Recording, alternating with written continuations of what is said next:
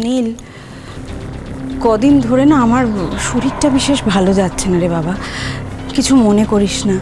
দেখ, এমনিতে তো তোর মা রান্নাঘরের কোনো দায়িত্ব নেয় না। রান্নাঘরের দায়িত্ব পুরোটাই আমার আর কাজলের ওপর।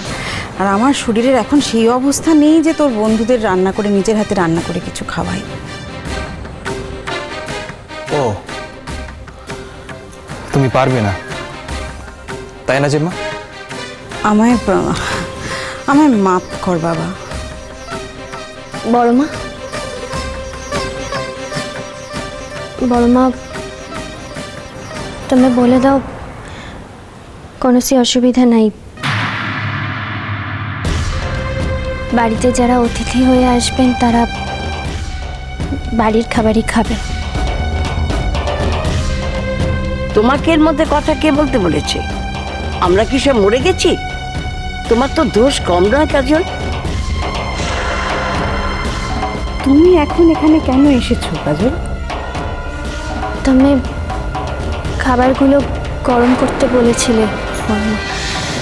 বেশি দেরি করলে ঠান্ডা হয়ে যাবো, তাই বলতে এসেছো। শোনো, ওরা কেউ খাবে না, ওরা বাইরে থেকে চিনে খাবার খেয়ে এসেছে। আর যেটুকু বেঁচেছিল সেটুকু আরশি তোমার জন্য আনতে চেয়েছিল, তুমি চিনে খাবার ভালোবাসো বলে, কিন্তু নীলের নাকি প্রেস্টিজে লেগেছে। এরপরেও তুমি ওর বন্ধুদের জন্য রান্না করবে তো? করবে কিনা বলো, আমি কিন্তু পরে কোনো দায় নিতে পারবো না।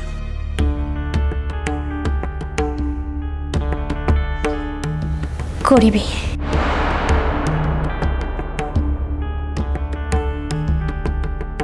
না করে যাবে কোথায় চাঁদ? তোমাকে তো যে কোনো প্রকারেই হোক নীলের মন জয় করতে হবে, তাই না? যা নাটক করেছো দুদিন আগে।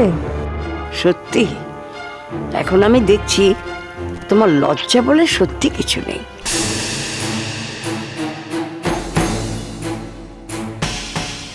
ওর যদি লজ্জাই থাকতো সোনা ঠাম্মা, তাহলে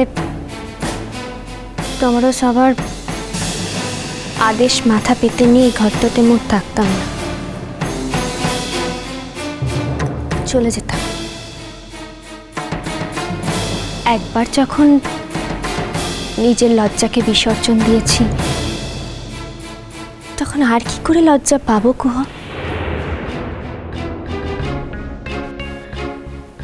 তাছাড়া তোমাদের ছেলে হয়তো এটা ভেবেই তার বন্ধুদেরকে নেমন্তন্ন করার প্ল্যান করেছে যে বাড়িতে একজন কাজের লোক রয়েছে। আর সত্যি তো, তোমাদের ঘরটাতে 4 বেলা থাকছি, খাচ্ছি, কিছুই যদি না করি তাহলে মরিবা মন মানবে কি করে গো? আরে দাদু ভাই তো আমার অনুমতি চেয়েছে, আমি তো এখনো অনুমতি দিইনি। তুমি অনুমতি দিয়ে দাও দাদু ভাই।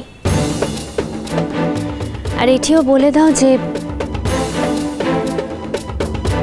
কাজল যতদিন এই ঘরটাতে থাকবে ততদিন এই বাড়িতে কোনো অতিথি এসে না খেয়ে ফিরে যাবে না।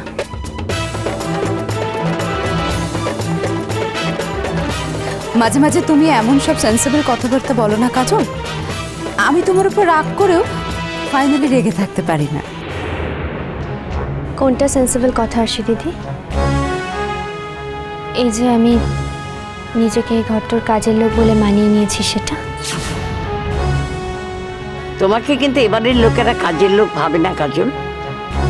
যারা তোমাকে এখানে থাকতে বলেছে তারা তো নয়। তাই তো তুমি নিজেকে কাজের লোক ভাবলে, আমরা তো কেউ ভাবি না। 4 হাত ধরে করতে দিন এই বাড়িতে আসিছিলা, সে যা ভাবে তার দাম তো দিতেই হবে বড় মা। সেই মতে কাজের লোক ছাড়া আর কিচ্ছুই ভাবে না। আর তাতে মোর কোনো অসুবিধাও নেই।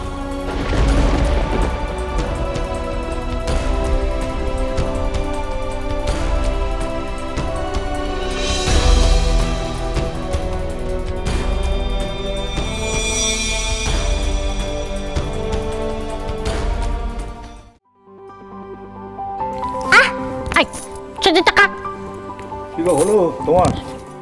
দাঁড়াও বাপু, এখন তো আর আমাদের আগের মতো টোনাটুনির সংসার নেই যে তুমি বলবে হলো তোমার, আমি ঠাক ঠাক ঠাক ঠাক করে খাইটা পাউডার মেখে নেবো আর হুলুম তাল করে দুজন মিলে দৌড়ে চলে যাব। এখন এই মেয়ে হয়েছে দেখতে পাচ্ছ নি, হ্যাঁ, একে জামা কাপড় পাতে, মাখাতে, খাতে, সাজাতে অনেক সময় চলে যাচ্ছে। হ্যাঁ, আরে ফিতেটা ঠিক করে বাঁধো, অনেকক্ষণ সময় লাগছে। দাদা আমি ঠিক করে দিই দিদি। একদম ছবি নি গো, অমনি টক্কে টক্কে আছে, কিছু একটা হলে তো একদম ঝাপ্পে পড়লো। আমি পাচ্ছি নি, আমি ঠিক করে করবো, তোকে কিছু করতে হবে না গো। বলেছি না তুই খালি একটা কাজই করবি, সারাদিন ঝাপচ করবি, রান্না করবি, আমাদের গিলতে দেবে, ব্যাস। তারপরে মেয়ে ব্যাপারে যা ব্যাপারটা করার সব আমিই করবো। না দিদি তুমি রাগ করো না দিদি, বলছি তোমরা ওই তাড়াহুড়ো করছো তো, তাই ভাবলাম যে আমি যদি একটু হাতে হাতে করে দিই তাহলে তাড়াতাড়ি হয়ে যাবে, সেই জন্যই বলছি।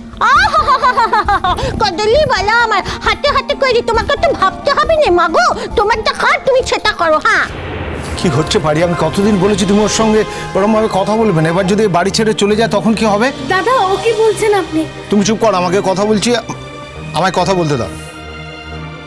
বলছি ওর সঙ্গে আমাকে কথা বলো না তুমি। যাবে যাবে তো আমাদের কি হচ্ছে যাবে। হ্যাঁ, ভাত ছাড়লে কোনোদিন কাকের অভাব হয় না গো। আমার মা কি বলে জানো?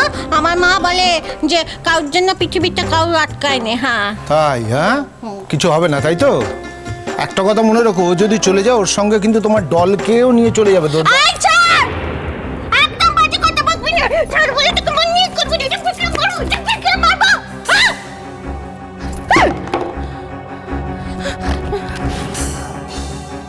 ছাড়ো না, লাগছে তো। তোমার খুব লাগছে না? এবারে তোমার খুব লাগছে না? খুব লাগছে না?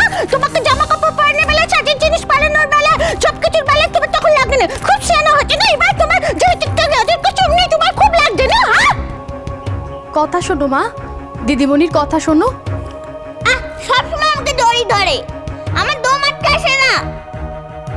আর জড়াইলে কিন্তু আমি আর তোমার কাছে থাকবো না। হ্যাঁ, ও স্যার দেখলে তো কেমন ধা কথা বলছে, বলছে নাকি আমার কাছে আর আসবে না, আমার কাছে থাকবে না। তো সারাদিন তুমি ওকে কি, ওর সঙ্গে কি করো বলো? তুমি একটু খেলতে দাও না, কোথাও যেতে দাও না, সারাদিন ওকে একদম, তো ওর কষ্ট হয় না? ওরকম ভাবে কেউ থাকতে পারে? আর আমি যে সারাদিন ওর সঙ্গে কত খেয়ে ওকে যে কত আদর করেছি, এটা কিছু নয় না। আচ্ছা ঠিক আছে, শোনো, আজকে তোকে স্কুলে ভর্তি করতে যেতে হবে, এরপর দেরি হয়ে গেলে অনেকটা দেরি হয়ে যাবে, আজকে আর ভর্তি করা যাবে না। 11টার মধ্যে বলেছে ভর্তি করতে হবে, ইতিমধ্যে 10:15 বেজে গেছে, এখন না বেরোলে হবে পারি? মেয়ে স্কুলে যাবে বলে ফিতে কিনে আনলুম, ব্যাগ কিনে আনলুম, জামা কিনে আনলুম, পেন্সিল কিনে আনলুম, খাতা বই সব কিনে নিচ্ছি, আর সেইটার কোনো দাম নেই। এখন আমি মন্দ হলো ওরা। কে বলেছে তোমাকে মন্দ হচ্ছে? কথা কে বলেছে বলো? এইটাই বললো যে আমার কাছে আসতে ভালো লাগে না নাকি।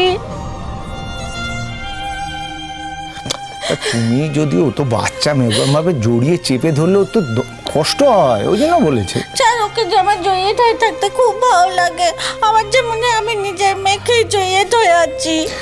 ঠিক আছে, ওকে জড়িয়ে ধরেই থেকো। এখন চলো, দেরি হয়ে যাচ্ছে, স্কুলে 11টার মধ্যে ভর্তি করতে হবে, নাহলে আজকে আর হবে না। চলো বেরোয়। হ্যাঁ বাপু, চলো আমিও নেই। চল সব দিকে চল বলছি, চল। তুমি এখনো রেডি হওনি কেন? আমাকে বলছেন দাদা? হ্যাঁ, তুমি না গেলে তোমার মেয়েকে ভর্তি করবো কি করে আমরা? কেন দাদা, আপনারাই তো যাচ্ছেন, আপনারাই দিন না ভর্তি করে। আমি কি বা বুঝি আর কি বা জানি বলুন, আপনারাই যান না। না, ওকে যেতে হবে না। ও গিয়ে কি করবে? তুমি মেয়ের বাবা, তুমি যাচ্ছ, আমি মেয়ের মা, আমি যাচ্ছি, ও হতা গিয়ে কি করবে? ওকে যেতে হবে না।